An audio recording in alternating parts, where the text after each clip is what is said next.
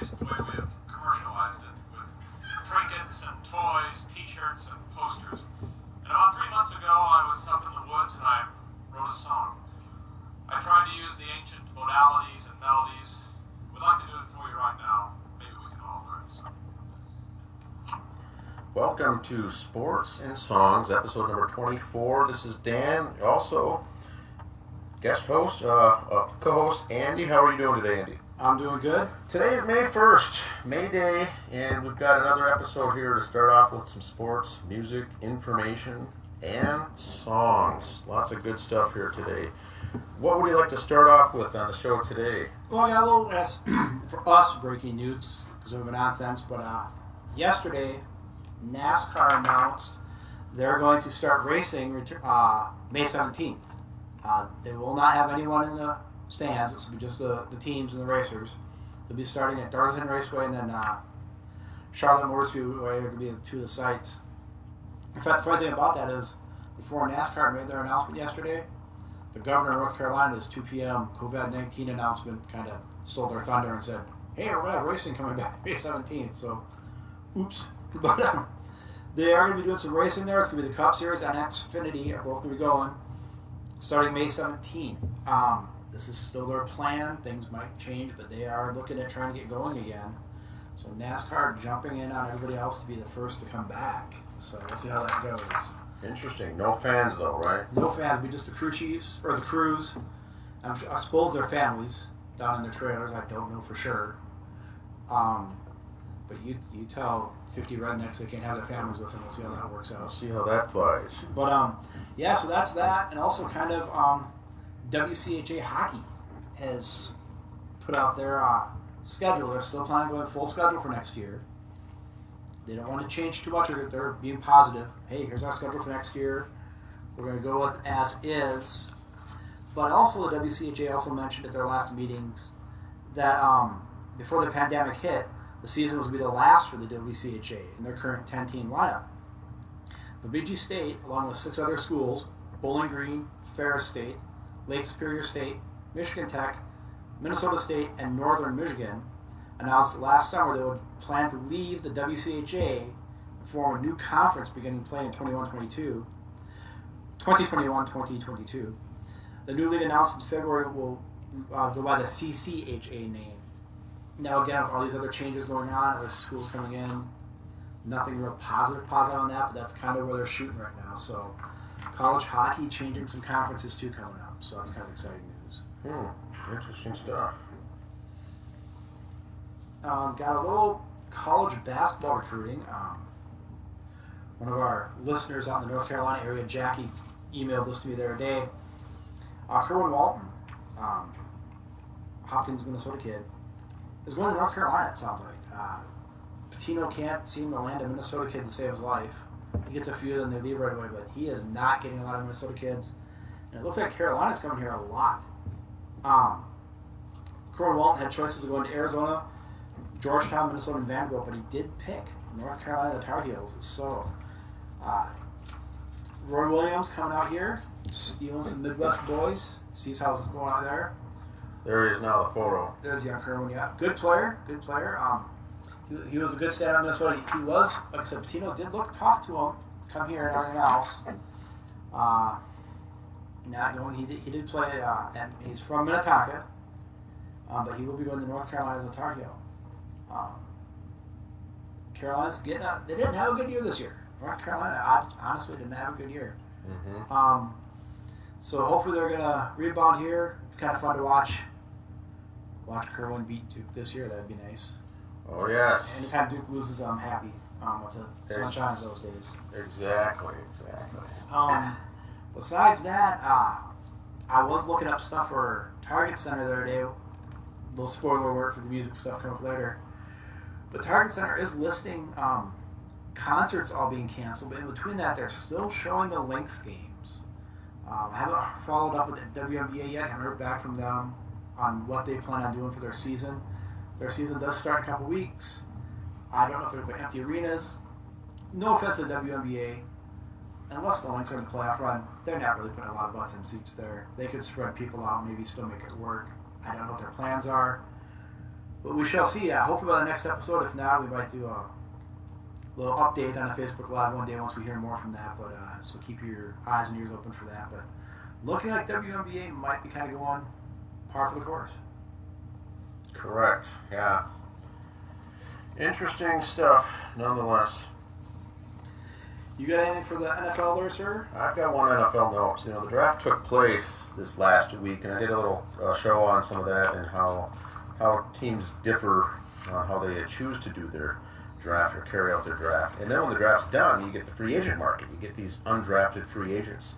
Randy Moss's son was picked up during the undrafted free agent section. Thaddeus Moss, a tight end, went to the Redskins. I don't think if you're in a fantasy league, you're going to go ahead and try to pick him up, but he'll be interesting to watch nonetheless. That's Thaddeus Moss. That's Randy Moss's son, tight end, signed by the Redskins last week. That's the only thing I've got for the notes. All right, very interesting there. There was a lot of names. There's one other name in FCS football. Some of those guys got picked up in the later rounds. Oh yes, okay. So we kind of watch some of those names coming up. What's his name? DiNucci, quarterback for James Madison, got picked up. He played against the Bison in the championship game. DiNucci had a very good game, good player. Yeah, he was. I remember that watching that game. He was impressive. He was picked up by the Dallas Cowboys. He did, okay, because they led and they could have won at the end of that game because of him. Yeah, so and those two brothers. Right, they had a good team. They had good players there. So he went to the Cowboy. I did not know. So he was replaced by wow. FCS. No, I'm kidding. James Madison. Breaking guy. news. Dak. But interesting. That's pretty good. He's a tremendous athlete. And he was 7th round, which is the last round. But you know what? And James Madison is down south, so maybe he's in Jerry Jones's radar of who he watches and follows down there. He kind of regional. When he gets that way, you see the FCS school guys. They're kind of going regional where they're at too. So, but good luck to him and any of the other guys in the FCS that were picked up. And you'll still see guys that go to tryouts and everything else. You never know. But that's all I got for other stuff. I just got regular sports history stuff. We'll dive into that here real quick. Yeah, let's do that. I've got nothing else as far as sports is concerned except some of this history stuff. Kind of a sidebar on this. About 10 days ago for our last show, so this is the last 10 days, not the last week in sports history. And coming up, I think for the summer, we're going to go every 2 weeks for a show. So it'll be the last 2 weeks in sports history, we'll be calling it. But as of now, since our last show to now, here we go. Sports history, April 21st. 1967, the Dodgers have their first rainout in Los Angeles after 737 consecutive games. Very rare for the Dodgers to have a rainout. Yeah. Yep, you're right. Roughly 80 home games a year, so figure that out. 10 years are how long. 1994, Eddie Murray sets a record for switch hit home runs in games with 11 games with switch hit home runs. Birthday, 1957, Jesse Orosco, pitcher for the Mets, Orioles, and Dodgers, was born 1957, April 21st. April 22nd, 1876, the first official National League Baseball game was played between the Boston Red Stockings, beat the Philadelphia Athletics 6-5 at the Jefferson Street grounds in Philadelphia. 1962, the New York Mets tied the National League record by losing 9 straight to start the season. Later, though, in 1997, the Cubs did lose 14 to take that record away from them. 1970, a couple notes from a Mets game. New York Mets, Jerry Grout set a record for 20 putouts by a catcher. And in that same game, Tom Seaver struck out the last 10 Padres for a total of 19 in the game. And a putout for a catcher is actually a strikeout. Also, there's one if it's a throw from the outfield, you take him on home. He gets to put out. But so he gets credit for. So when you hear a pitcher have 20 strikeouts, that catcher had 20 putouts. Correct. So, but then Tom Seaver having struck out the last 10 Padres. So. Wow. April 22nd, 1981, Dodgers rookie Fernando Valenzuela tosses his 3rd shutout in 4 starts. All right, so let's bring him up here. This is one of the best pitchers. Fernando Mania. Of all time. Boy, this guy, when he came up, was unstoppable. Used to breathe out of his eyelids. Exactly. There's he was something else. And even as his career went on with the Padres, now he gained a little weight, started wearing the glasses, but he just looked like you respected him. He looked like He wasn't just some hard thrower out there. He knew what he was doing. Big kid. He liked his sandwiches towards the end of his career there, but Fernando was a good pitcher. Very good. And this was 1981? 81, his rookie year, yeah. 3 shutouts in his first 4 starts. Yeah, that's unreal. April 23rd, 1962. New York Mets won their first game ever. After going 0-9, they beat the Pirates 9-1. 1964. Houston's Colt 45's Ken Johnson becomes the first Major League pitcher to lose a 9-inning no-hitter. The Reds won that game 1-0. Pitch a no-hitter and end up losing the game. In extra innings, yeah. Well, you remember Andy Hawkins back, was it 87? Lost a no-hitter, but the score was like 4-0. Okay. With the Yankees. Hard luck Hawkins. He had like a couple 3 starts in a row there where he was doing great but no defense. April 24th. Speaking of great pitchers, 1978, Angels' Nolan Ryan strikes out 15 Mariners for the 20th time he had gone with 15 strikeouts in a game. Now this guy is something else. There's Mr. Nolan Ryan. I looked up the stats Old after school. that. Like I said, it was his 20th time he had 15 strikeouts. But he never really had a lot of 20 strikeout games or 18 strikeout games. He always had like 15, 16 strikeouts a game. If you look up the records, Nolan Ryan 1 year, 8-16, but he led the league in ERA. 8-16 record. And also, if you look up, you think Nolan Ryan, you think strikeouts. You think no hitters. I think the fight with Robin Ventura. Ventura. That's a trivia question. Robin Ventura's only going to get 4 hits off Nolan Ryan. That's awesome. But Nolan Ryan also Headline. led the league in walks every year too. Oh, he did. So there's an interesting fact. You never think of Nolan Ryan as giving up walks. No, I don't think of that. So not putting down his career, just saying he didn't get the love from the officials like Greg Maddux did. Oh yes. So just imagine if he got Greg Maddux officiating, the numbers he could have put up. Oh. All right, back to the stuff here. April 25th, 1981. Seattle Mariners Major League Baseball manager Murray Wills is suspended for 2 games after ordering Kingdome crew, the grounds crew, to enlarge the batter's box by 1 foot. Yes. All right. Good stuff. 1975 birthday. Jock Jones, outfielder. Jock was drafted by the Minnesota Twins in the 2nd round after the 86 amateur draft. He played 3 seasons in the minors and was brought up to the majors in 99. He started out in center field, but moved to left to accommodate for Torrey Hunter between 2002 and 2003. He batted over 300 and went on to the playoffs with the Twins. The Twins outfielder was one of the fastest in baseball in 2005, boasting Jones, Hunter, and Shannon Stewart. With the acquisition of Stewart, Jones had moved to right field. Jones was able to hit for power and averaged 20 home runs between 2000 and 2005. Jones officially ended his relationship with the Twins by turning down arbitration on September 19, 2005. After considering a deal to play for the Cardinals, he did sign a 3-year deal with the Cubs. I remember watching him play for the Cubs. That's right. Yes. But I didn't know that he hit all those years of 20 home runs. Yeah. Well, I think it was kind of, we had a lot of guys hitting about 15, 20. Torrey Hunter was taking a lot of the spotlight for the Twins. The limelight. So Jock just quietly hit his 20, quietly was fast. That outfield with Hunter and Jones and Shannon Stewart. My goodness, that was some fun times watching those teams. Unless they played the Yankees in the first round, then it wasn't fun. Exactly. April 26, 2005. Cubs' Jack McCarthy, center fielder, becomes the only major league player to throw out 3 runners at the plate in 1 game. And all of them would end a double play on the 8th, the 8-2 Wow. putout. The Cubs ended up winning the game 2-1 over Pittsburgh. McCarthy, who had those putouts, did go 0-3 with a walk in the game, by the way. But he had 3. All defensive standout. He's all defense, all defense. 1931. Lou Gehrig hits a home run but is called out for passing a runner. The mistake cost him the AL home run crown. He and Babe Ruth tied that season with 46. Now that is a very interesting trivia question. I mean, and for the listeners out there, are they familiar? If they're not familiar with what that means, outrunning the player ahead of you, what does that mean, Andy? Well, if there was a runner on first base or second base, and he, for some reason, I don't know, someone in the brain, he passed him. I don't know if the guy just stopped running or Lou Gehrig forgot he was on base and just passed him because it ended the game. Don't know. And they actually take away the home run then. Yes, and it's an so out. He now tied Ruth that year. Yeah. And he could have won it outright. Yep. You're gonna Great trivia question. So 1988, New York Met manager Davey Johnson becomes the second manager to record 400 victories in his first 4 seasons. He had 90, 98, 108, and 102. Or 98, 108, and 92 for his 400 wins. Also, he had 100 to become the next season. So, to get those numbers. Al Lopez of Cleveland also did it. He was the first from 1951 to 54. He did it with back-to-back years of 93 wins, 92, and 111.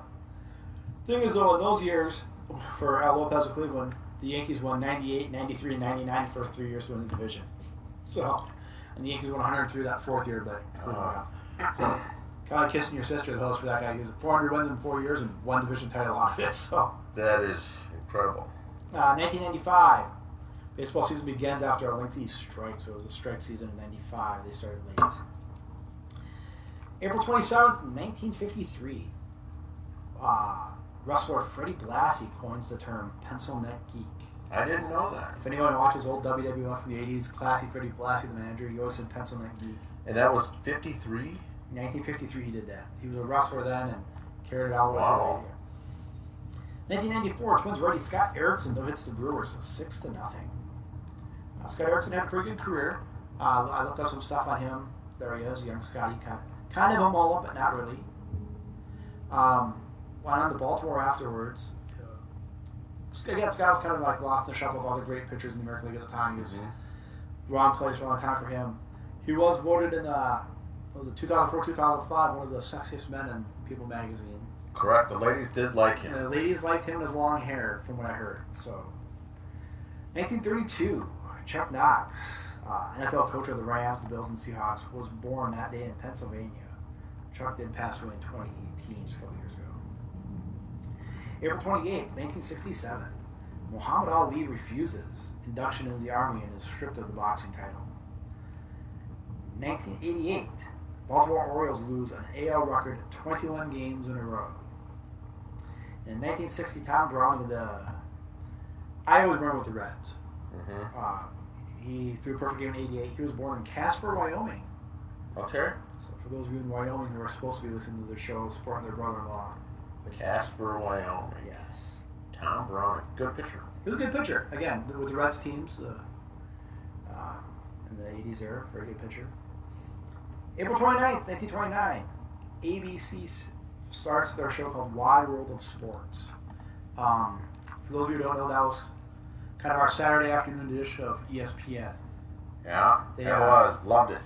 They didn't show really Wide World of Sports. They didn't show baseball, football, basketball. It was downhill skiing. It was other stuff, some racing stuff on there. But it was gymnastics was a lot of that. It wasn't your big 4 sports. It was the other sports. It was the also-rans, and it gave them coverage, Jim they normally McKay. wouldn't get. Jim McKay. Howard Cosell.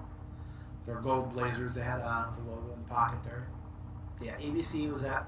In fact, they still kind of went for a while until ESPN really kind of bought ABC and Disney bought all that. That kind of went away. But if you look up on ESPN demand, you'll probably see some Wide World of Sports stuff. April 29th, 1981. Philly Steve Carlton is the first lefty to strike out 3,000 batters. 1997. Kansas City Royal Chili Davis becomes the 75th player to hit 300 home runs. Chili is a batting instructor right now in the majors, so Chili's still out there.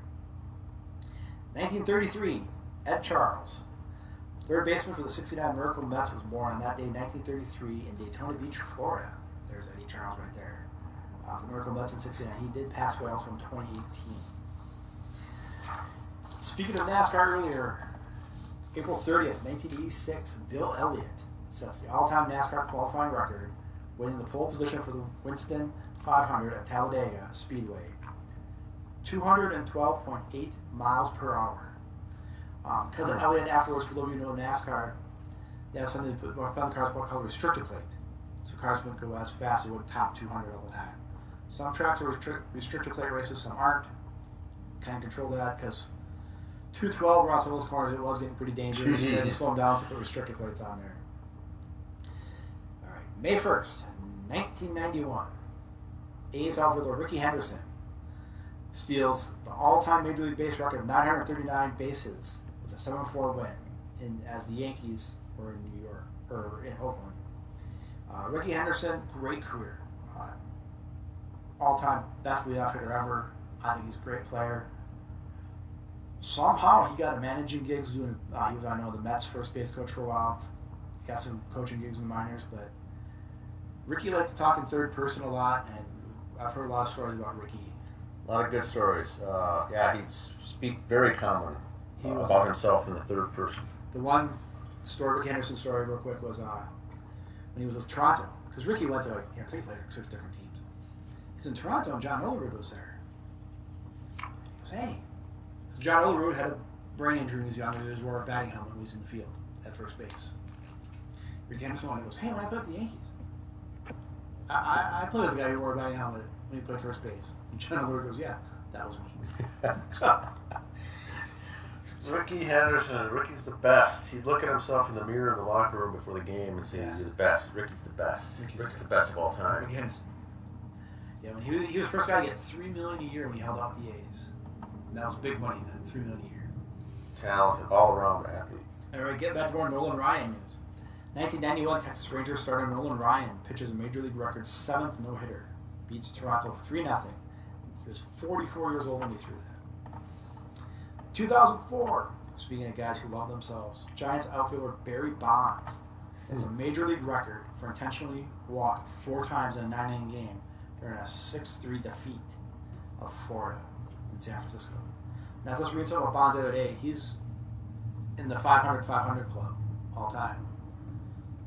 The 350 club has nobody. Nobody? Really? I didn't know that. So, say what you will about Barry Bonds. I thought he was a great player. If he was juicing or not, another story for another day. But I would take Barry Bonds on my team anytime. Oh, yes. That's all I got for sports, sir. Should we head into some music news? Let's do that. People think of him just as an actor. Don't know. So that covered our sports segment. Let's get into some music. We've got some good info here I think I coming. got some news here for you. First, a lot of concerts like we talked about earlier. Target Center having concert cancellations. Moondance Jam, a local music festival here in the city, is their press release on the 24th. The ongoing coronavirus pandemic, they are seeing events cancellations and postponements. They have already postponed the Country Music Festival, Moondance Jammin' Country Fest, to take place in June. But as of right now, Moondance Jam is still scheduled for July 16th through 18th. Woodstock, Minnesota has Woodstock in Winstead, Minnesota, I should say. That was supposed to be June 12th and 13th. That has been canceled. It was postponed till it's been postponed and canceled. That was the church in Winstead. That was their fundraiser for the year. That's how it got started. That's how it got started. That church is still involved with it. The church is claiming how to affect them financially. Because that being a nonprofit, they can't hoard all these profits and bankroll it. I know a lot of radio stations helped out with Woodstock to get people in and this and that, but that is off for the year. So, country music fans have had two of their festivals canceled. I have not heard about WeFest. That's Detroit Lakes. That's up in DL. I haven't heard about that. Still scheduled, though, is the Motley Crue Def Leppard 2020 Stadium Tour with Poison and Joan Jett Blockhearts for June 27th at U.S. Bank. When I checked yesterday, that was still on. Rockfest in Cadet, Wisconsin is still on for July 16th through 18th. I've seen those also. And one other backtrack for sporting news, the Summer X Games in Minneapolis has been canceled also. Yep, so they were the host, and that's canceled. Not postponed, but actually outright canceled. Yeah, and that's been here for a few years. I think the X Games Minneapolis is going to be a thing because of the stadiums there. Music history. April 21st, 2016. Prince Roger Nelson dies at the age of 57 after overdosing on fentanyl. Prince, Chanhassen boy, drove by Paisley Park almost every day when I worked out that way. There's a picture on a mural up by the theaters out there. If you're ever in the Chanhassen area, Paisley Park does have tours now. There's some other murals like that in the area. To say Prince was an icon here is not giving him the credit. I mean, yeah, he was a little out there, but I think a lot of people respected him in the area too. So Prince passed away 2016 already. 2013, Christina Applegate of the front woman of the Divinyls dies after a long battle with breast cancer at the age of 53. April 22nd, Saturday Night Live, Season 3, Episode 18. Both of these events on the same episode. First of all, like I said, the Blues Brothers, John Belushi and Dan Aykroyd, make their debut on Saturday Night Live, later becoming the first characters from the show to get their own movie. There we go. There's an image there. Blues Brothers, Saturday Night Live. Dan Aykroyd, big blues singer, or big blues fan also. He was in that. That's how that got started. And then, as you heard earlier in the show, in 1978, Steve Martin performed King Tut on Saturday Night Live, popularizing Gary the goofy Egyptian dance, a song which portrays the pharaoh as his favorite honky, goes on to sell 500,000 copies. It's still just Steve Martin. Just watch him do that. I could go giggle like a little boy when I watch it still. It's good stuff. And 500,000 copies. That's half platinum status. Right. And that's just one song. A parody song. A parody song.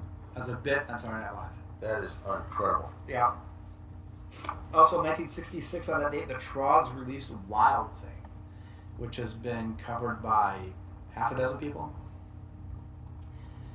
On April 23rd, Def Leppard guitarist Steve Clark is born Stephen Maynard Clark in Sheffield, England, 1960. April 24th, 2006, Billy Joel becomes the first non-athlete to earn a banner in Madison Square Garden when he sells out the venue for the 12th time on his tour. Wow. 1943, country star Richard Sturbrand of the Oak Ridge Boys. He's the one with the deep, low bass voice, the long-haired guy. Yeah. There we go. Yeah.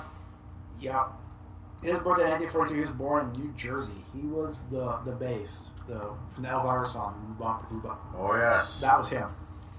He's got a real low voice.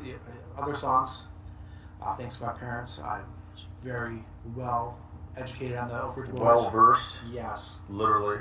Yes. Still a fan. But yeah, so the deep voice guy from the Oak Ridge Boys has a birthday April 24th, 1943. April 25th, 2002, 30-year-old Lisa Left Eye Lopez of TLC dies in a car accident after swerving to avoid an oncoming vehicle and losing control. The only passenger fatally injured, she's thrown from the car and dies instantly. 1975, the forebearer to Michael Jackson's Thriller video, the Alice Cooper horror musical special Alice Cooper Welcome to My Nightmare, featuring Vincent Price, airs on ABC. Because if you recall in Michael Jackson's Thriller video, he has Vincent Price do a voiceover at the end. Correct. That's where it came from. April 26th, 2013, country singer George Jones dies at the age of 81, just a couple weeks after his final concert in Knoxville, Tennessee. The possum, George Jones. 1975, heavy metal drummer Nathan Joey Jordanson of Slipknot is born in Des Moines, Iowa. 1970, T-Boz, Tion Watkins of TLC is born in Des Moines, Iowa. Lots of musicians born in Des Moines, Iowa that time. 1986, Van Halen proves there is life after D.L. Roth as their album 5150, the first with Sammy Hagar, hits #1 in the U.S. for the first of 3 weeks. David Lee Roth or Sammy Hagar, who did better? I like Roth. With a band, you change lead singers, you've changed the band, in my opinion. I'm not saying I like Van Halen, Sammy Hagar too, I don't get me wrong, but that's a different band now. That's not Van Halen. Correct. That's just me being old and funny. April 27th, 2002. For the first time since 1963, there are no British acts on the U.S. Hot 100, as Americans reject acts like Blur, Oasis, and Robbie Williams. 1951. Birthday boy Paul Fraley. Paul Fraley. Also known as Ace Frehley. There he is in his Lightning's jersey. Tampa Bay Lightning jersey there. That's awesome. Born in the Bronx, New York. And when I heard that born in the Bronx, knowing his personality and attitude, that kind of makes sense. Yeah. That fits. He's totally... Yeah, he is a Bronx boy. Yeah. April 28, 1973. Pink Floyd's The Dark Side of the Moon hits #1 on the Billboard album charts. It stays at the top for 1 week, but goes on to eclipse the record for most weeks in tally with over 880 weeks. They were not consecutive, but over 880 weeks on the charts. 1976, Bruce Springsteen and the E Street Band played the Grand Ole Opry at Opryland, USA, theme park in Nashville. It's the first time a rock band has played at the Opry since the Byrds in 1968. I think Hall & Oates have played there since, too. I think. I'm not sure if it was Hall & Oates or someone else has played there since. I'm not sure who. 1966, I know a big fan of yours, rapper Too Short was born. Big fan of mine, yes, indeed. Ghetto and Blow My Whistle. He was born Todd Anthony Shaw in Los Angeles. Maybe a Too Short guy. April 29th, 1943, country singer Dwayne Allen, the other guy from the Oak Ridge Boys. He was born in Texas. There he is. There's, like we said, Richard with the bass. There's the long mountain guy with the beard. And there's Dwayne right there. Dwayne's been with the band for a while. April 30th, 2015, Benny King, singer and songwriter of the song Stand By Me, dies at the age of 76. Now, we just played a while ago. For the first time, MTV Unplugged features rap act with De La Salle, MC Light, and a tribute called Quest, and LL Cool J. There we go. LL Cool J on the screen. LL steals the show with a shirtless rendition of Mama Says Knock You Out. That, yeah, if you want to play that again, anytime you hear this.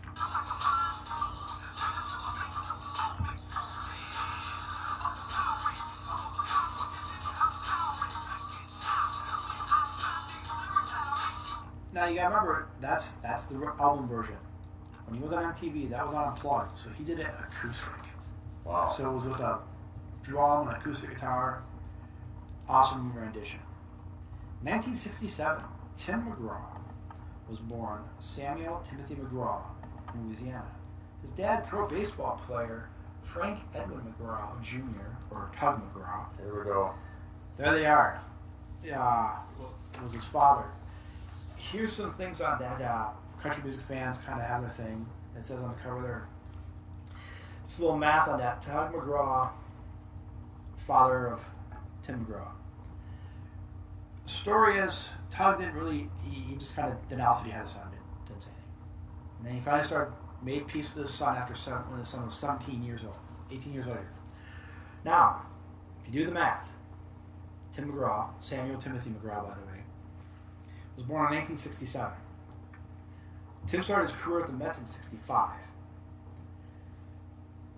Tug retired in 84. Well, him and Tim McGraw didn't start talking until 17 years later, which was 1984. So Tug McGraw kind of went his entire baseball career. I never read the stories. I never got into it. Was it because he was so focused on baseball? He didn't want to deal with that. He did not know until afterwards he had a son.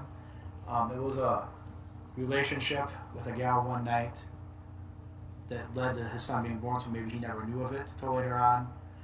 Don't know.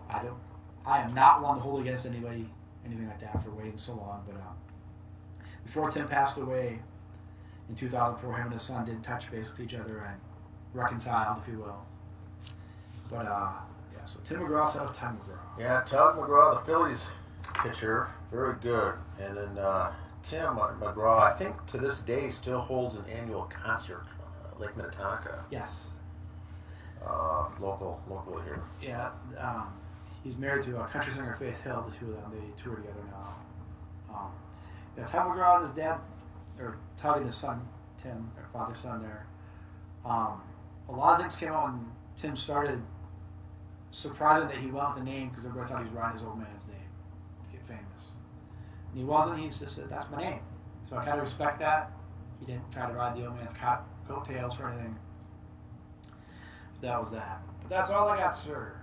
What's in your Walkman this week? Well, Walkman this week is a little 1967, the Jimi Hendrix Experience. The debut album called Are You Experienced is what I'm going to review here today. This came out May 12th of 1967, recorded in 3 different studios in London over a period of 16 days. And between October of 66 and April 4th of 1967, this album was put together. and it was good stuff here. I'll bring up the album cover here, and there were two. And the reason I'm going to bring these up here is that there were two album covers. We'll get to that in a minute. But Jimi Hendrix got his start. It was in 1966. He was really struggling to earn a living playing as a backup guitarist in the rhythm and blues R&B circuit. It was around this time that the Animals, Chaz Chandler left the Animals and got together with Michael Jeffrey, the former Animals manager, and says, let's get this guy. Let's do something here with Jimi Hendrix. And so they think he could have made his own group here with some surrounding individuals. So they picked up drummer Mitch Mitchell and bassist Noel Redding and called the group the Jimi Hendrix Experience. When they wrote up the contract for this, they wanted to ensure that Jimi Hendrix was the guy leading the charge, leading the show. And so they knew Noel Redding and Mitch Mitchell down the road may have some conflict. But from a contractual obligation, there was issues with other bands in the past where people started wanting more and more rights, songwriting rights and songwriting credits and royalties. And they wanted to make sure that this album was all Jimi composing, doing the music. Jimi Hendrix played the rhythm guitar on the cuts and also the lead guitar and the vocals. All they needed with these other two was really just the drums and the bass. So they released this in 1967, getting on a brand new label that was formed by the former manager from the Who, Kit Lambert and Chris Stamp put together this group called Track, this record or production label. Well, this was their first, so they had issues with money. This was their first album coming through here, and they had some issues with that, trying to get this thing produced without the money to do so out on a big label. But they put this together. They put the band together, and they came off with the. I'm going to read here the album here, the songs here. First of all, we've got, and most people know every single song on this album, and this was their debut. You start off with Purple Haze, you go into Manic Depression, and then the cover song is Hey Joe, and this was the first song I believe released was a cover song by the old Billy Roberts, and they did this, and this really got some movement and some fan base both in the UK here and the US. And then it was Love or Confusion, then May This Be Love, then I Don't Live Today, The Wind Cries Mary. We'll get to more on that here in a bit. The song Fire, Third Stone from the Sun, kind of a spaceship kind of a song, extraterrestrial kind of a deal. And then we got Foxy Lady and Are You Experienced? Some notes here that came out from this recording. There are some interesting names.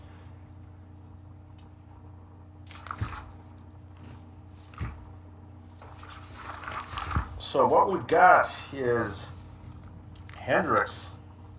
Well, in the recording studios, the hardest thing for the manager here was to get the followers from stop showing up while they were in the London area. Jimi Hendrix had a bad habit of indiscriminately telling people where they'd be on any given day, what recording studio, where they'd be recording, and he'd invite these people in to watch the recording sessions.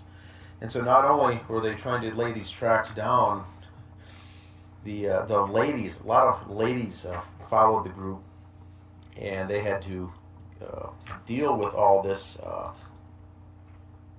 at the same time. Now, Foxy Lady, the song, was a song written about Heather Taylor, who was a London socialite who later married the Who's Roger Daltrey. That's who the song Foxy Lady was about. Very interesting. I didn't actually know that until reading this, doing the homework here for this. Very interesting. Purple Haze was another song that people often thought was about LSD and going on an acid trip. And it's misinterpreted, Jimi Hendrix said, because it wasn't. In fact, Jimi Hendrix wasn't even using LSD or acid when he wrote that song Purple Haze. He said simply it was just about a dream that I had that I was walking under the sea. Now, many people later combined all this with Jimmy and the rest of the group that was actually doing LSD and acid back in those days to really get some musical, to explore their horizons, so to say. But that was very interesting that had nothing to do with it at all. They really got into the psychedelic track as music as well, which really pushed the limit on what they were doing back then, which really opened people's eyes because they came on the scene kind of after the Beatles were going, and they had a song called the Red House that actually was people have called that more of gothic rock.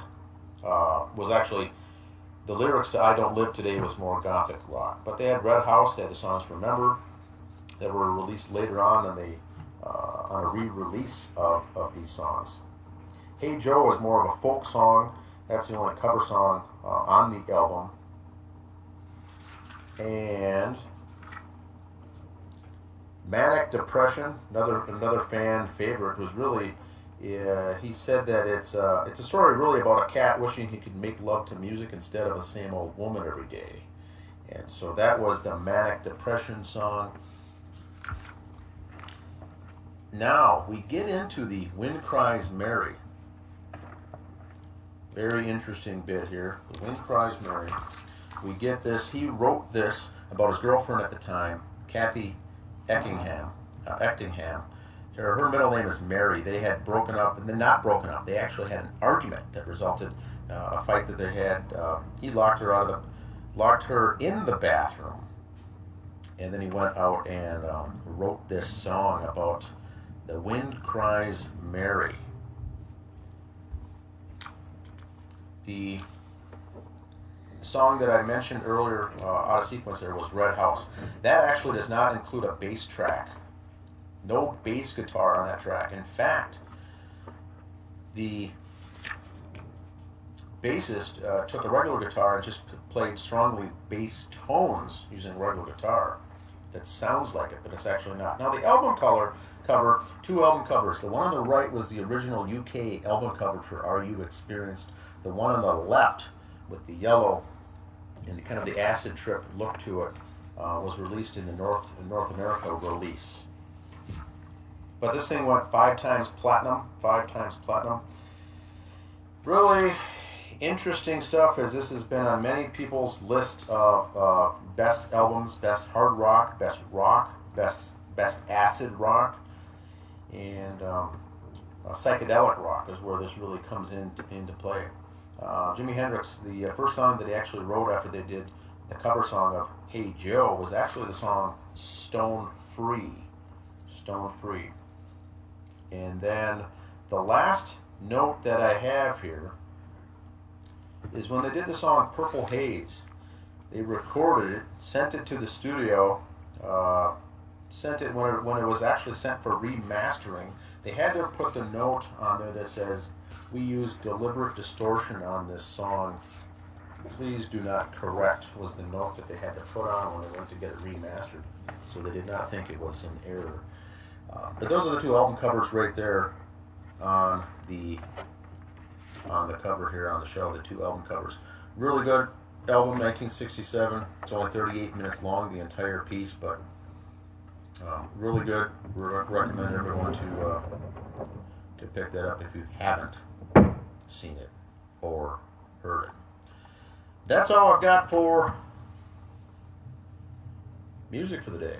Yeah, that kind of sounds like a wrap for us right now. I said we're going to do an every 2 week format now with this until sports start picking up more stuff to cover. We will be doing Facebook Live updates and probably doing some Instagram TV updates also to fill in the time during the off week. We mentioned that one song for them where they didn't have a bass player on there. I believe a lot of the Doors stuff didn't have a bass player on it either. I think so. Yeah, the keyboard, which was kind of covering up for that bass. So Interesting fact right there for you. But as we go, like we've mentioned, this will be the anniversary of Prince passing away. Prince was Twin Cities icon, like I said. Everybody loved Prince here. Due to the Super Bowl here, the halftime show. His movie Purple Rain, filmed in the area. Those of us from Minnesota watch it, kind of what's going on in those spots over there. But you know what? We'll sit down and show a little bit of Prince right now.